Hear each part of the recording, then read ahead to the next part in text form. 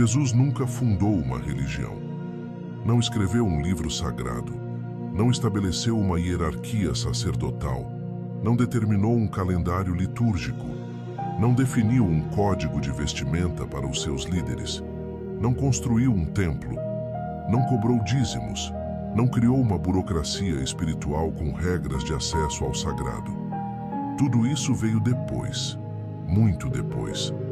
Construído por outros, em outros contextos, com outros interesses, alguns genuínos, alguns institucionais, todos humanos. O que Jesus fez foi ensinar. E o que ele ensinava, quando lido sem a camada de institucionalização que 2000 anos de organização religiosa depositaram sobre suas palavras, é algo que as igrejas que afirmam representá-lo raramente ensinam com a mesma ênfase que ele dava. Não um conjunto de doutrinas a ser aceito, não um ritual a ser cumprido, não uma lei a ser obedecida para qualificar para um prêmio futuro, uma mudança de percepção. A palavra grega que os evangelhos usam para descrever o centro do que Jesus estava pedindo é metanoia, traduzida frequentemente como arrependimento, uma tradução que captura apenas a superfície e perde a profundidade. Meta significa além, através, transformação. Nou significa mente, consciência, percepção. Metanoia é literalmente uma transformação da mente, uma mudança na forma como a realidade é percebida, uma consciência que opera a partir de um nível diferente do que operava antes. Não o cumprimento de novos comportamentos com a mesma velha consciência. A transformação da consciência que naturalmente produz comportamentos diferentes. E a primeira frase que os evangelhos registram que Jesus pronunciou em seu ministério público, em Mateus 4,17, é: arrependei-vos, que em grego é metanoiete. Mudem a forma como percebem. Despertem para outro nível de consciência. Parem de ver a realidade da forma que estavam vendo e comecem a ver o que realmente está aqui. Não, passem a cumprir estas regras. Não, filiem-se a esta organização. Não, aceitem esta doutrina como verdadeira. Mudem a forma como percebem. A pergunta que vai conduzir tudo o que você vai ouvir agora não é religiosa, no sentido convencional. É a mais imediata e mais prática que existe. O que muda na sua vida, concretamente agora, quando você para de tentar se tornar religiosamente correto e começa a genuinamente mudar a forma como percebe a si mesmo e ao mundo. Para entender o que Jesus estava ensinando, você precisa entender o contexto em que ensinava e o que o tornava radicalmente diferente das outras opções espirituais disponíveis no seu tempo. O judaísmo do século I era extraordinariamente diverso. Havia os fariseus, focados na lei oral e na prática cotidiana da Torá. Os saduceus, mais ligados ao templo e à aristocracia sacerdotal. Os essênios, que viviam em comunidades separadas do mundo, dedicados a rituais de pureza e ao estudo das Escrituras. Os zelotas, que acreditavam que a libertação vinha pela força política e militar. E havia múltiplas outras correntes menores. Cada uma dessas tradições oferecia uma resposta à mesma pergunta: o que é necessário para estar em boa relação com Deus e viver corretamente? E cada resposta envolvia um conjunto de práticas externas, leis a cumprir, rituais a observar, purity codes a seguir, afiliações a manter. Jesus entrou nesse contexto e fez algo que perturbava profundamente todas essas tradições. Não porque fosse um nihilista espiritual que rejeitava toda prática, mas porque consistentemente movia o centro de gravidade do externo para o interno, do cumprimento da regra para a qualidade da consciência, que o cumprimento deveria estar refletindo. O Sermão da Montanha, o texto mais longo e mais sistemático do ensino de Jesus preservado nos Evangelhos, É uma série de afirmações que seguem a mesma estrutura. Ouvistes que foi dito, mas eu vos digo. Cada vez, Jesus toma uma lei externa e aponta para a qualidade interior que ela deveria estar expressando. Não matarás, mas a raiva no coração já é a semente do assassinato. Não adulterarás, mas o desejo que objetifica outra pessoa já é a semente do adultério. Amarás o teu próximo, mas o amor que inclui apenas quem já te ama não é o amor que transforma a consciência. Não uma lista mais longa de regras, uma penetração mais profunda na qualidade da mente que produz o comportamento. O Evangelho de João preserva uma conversa que captura isso com precisão incomum. Um homem chamado Nicodemos, um fariseu, um líder religioso respeitado, vai visitar Jesus de noite. E Jesus lhe diz algo que Nicodemos não consegue processar. Em verdade te digo que, se alguém não nascer de novo, não pode ver o reino de Deus. Nascer de novo. Não aprender mais doutrinas, não cumprir mais rituais, não se filiar a uma tradição diferente. Nascer de novo. Começar a ver a partir de outro nível. Ter acesso a uma qualidade de percepção que não estava disponível no nível anterior. A mesma forma que uma criança não pode ver o que um adulto vê, não por falta de informação, mas por diferença no nível de desenvolvimento da consciência. E quando Nicodemos pergunta, literalmente confuso, como uma pessoa pode nascer de novo sendo já adulta, Jesus não explica um ritual, explica uma experiência, uma transformação que é como o vento. Você não controla de onde vem, não controla para onde vai, mas você percebe seus efeitos. Uma transformação que não pode ser administrada por nenhuma instituição precisamente porque é direta, interior, não mediável. A tradição dos textos apócrifos, especialmente o Evangelho de Tomé, preserva ditos que apontam na mesma direção com uma clareza ainda mais técnica. O Logion 3, que já exploramos em outro episódio. O reino está dentro de vós e fora de vós. O Logion 113, quando perguntado quando o reino viria. O reino do Pai não vem com sinais visíveis. Ninguém poderá dizer, eis que está aqui, ou está ali. Mas o reino do Pai está espalhado sobre a terra e os homens não o veem. Está espalhado sobre a terra e os homens não o veem. Não porque não esteja lá. Porque a consciência que opera no nível do cumprimento externo de regras não acessa o nível onde o reino é perceptível. Agora, chegamos ao núcleo, ao que o ensinamento de Jesus sobre a transformação da consciência significa para a sua vida, não como teologia histórica, mas como a instrução mais concreta e mais imediata que existe.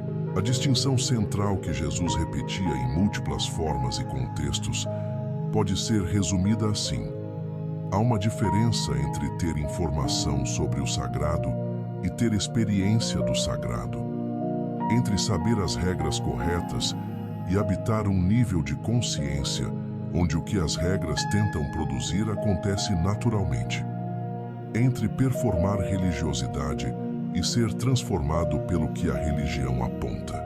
O filósofo contemporâneo Ken Wilber, e antes dele, os tradicionais mistérios cristãos, a cabala judaica, o sufismo islâmico e praticamente toda a tradição espiritual que operava em profundidade, fazia a distinção entre a religião esotérica e a religião esotérica. A esotérica é o conjunto de práticas, rituais, doutrinas e estruturas que qualquer pessoa pode seguir independentemente do estado interior. A esotérica é a transformação genuína da consciência que os rituais e práticas deveriam estar facilitando, mas que pode acontecer sem eles e frequentemente não acontece com eles. Jesus operava consistentemente no nível esotérico, e o sistema religioso que se formou em seu nome operou em grande medida no nível esotérico. Isso não é uma crítica moral ao sistema. É uma descrição estrutural de como qualquer tradição religiosa inevitavelmente opera quando cresce o suficiente para se tornar uma instituição. A instituição precisa de estruturas que possam ser ensinadas, transmitidas, verificadas e administradas em escala. E o que pode ser ensinado, transmitido, verificado e administrado em escala é sempre a prática externa, o comportamento, o ritual, a doutrina, nunca a transformação interna.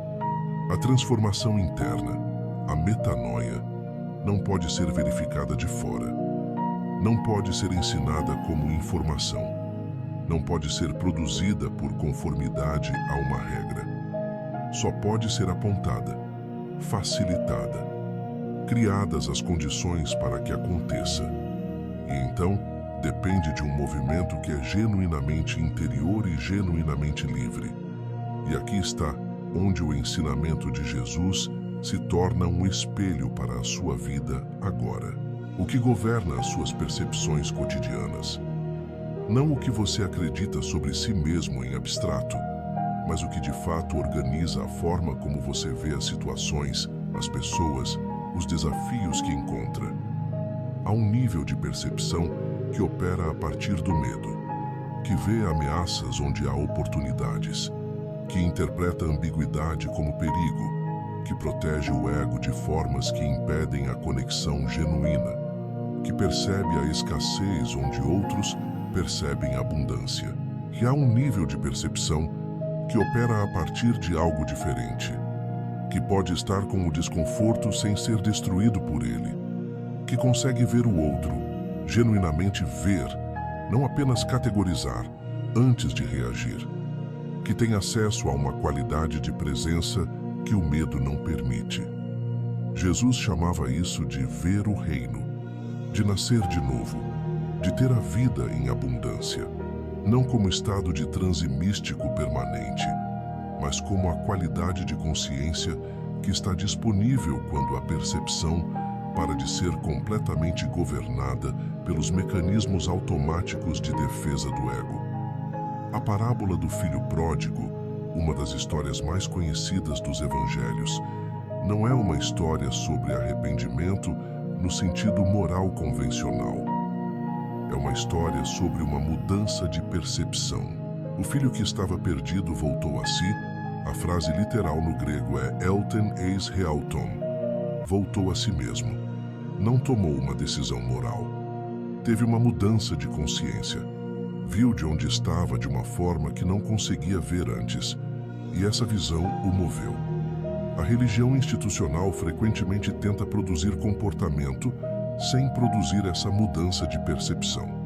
O resultado, como Jesus apontava nos fariseus, é conformidade sem transformação, performance sem substância. A hortelã pesada com precisão, enquanto a compaixão é negligenciada. Antes de continuarmos, preciso pausar. O que em você ainda está operando no nível da performance religiosa, do fazer certo externamente, enquanto algo por dentro permanece não transformado? Não para se condenar, para ver. Porque ver é o começo de tudo. É o que Jesus chamava de metanoia. E ela começa com a disposição de olhar com honestidade para onde a consciência realmente está, não para onde ela afirma estar. Escreva nos comentários. Uma área, um padrão. Um lugar onde a performance e a transformação ainda não coincidiram na sua vida. Essa honestidade, essa disposição de ver, é o movimento que Jesus descrevia como o início do despertar. O templo que Jesus descrevia não era de pedra. Em João 2, quando ele expulsa os vendilhões, ele diz aos que o confrontam: "Destruí este templo e em 3 dias o levantarei." Os ouvintes pensavam que ele estava falando do edifício. Ele estava falando do corpo, do templo interior, da consciência que é o único espaço onde o sagrado pode genuinamente ser experienciado. Não sabeis que sois o templo de Deus e que o Espírito de Deus habita em vós? É Paulo, em 1 Coríntios 3,16, articulando o que Jesus havia apontado.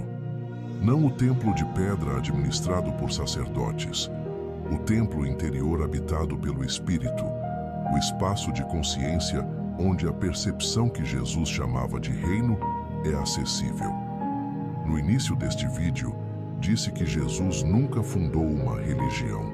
Agora você entende o que ele fundou, ou mais precisamente, o que ele tentava produzir com cada encontro, cada parábola, cada confrontação com o sistema religioso do seu tempo.